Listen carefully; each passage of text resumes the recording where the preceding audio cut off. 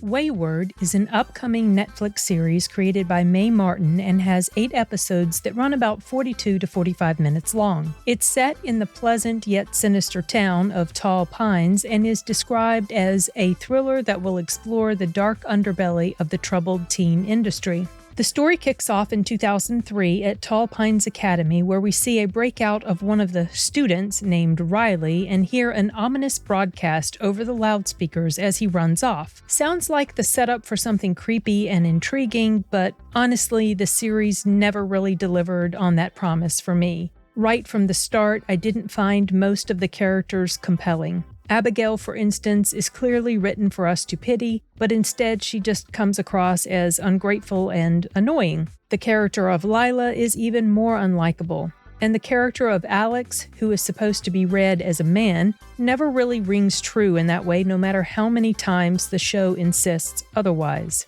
The writing is really the biggest problem here. So much of it leans on unbelievable coincidences or predictable setups. Riley conveniently shows up at the house of Alex and her wife Laura. Why there, of all places? Oh, I know why, to set up what was to happen next. And the following altercation between him and Alex played out in the most obvious way possible. Later, Alex into Tall Pines, and despite being a cop, she's just left alone.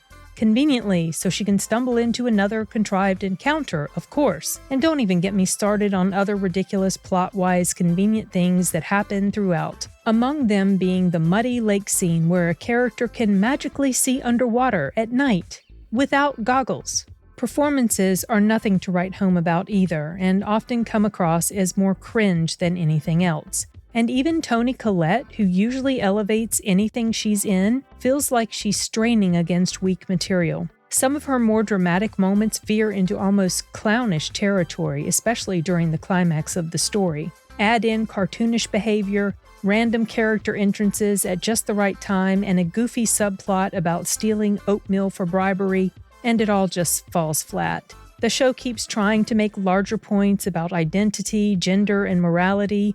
Alex even says at one point, "There's no such thing as a bad kid."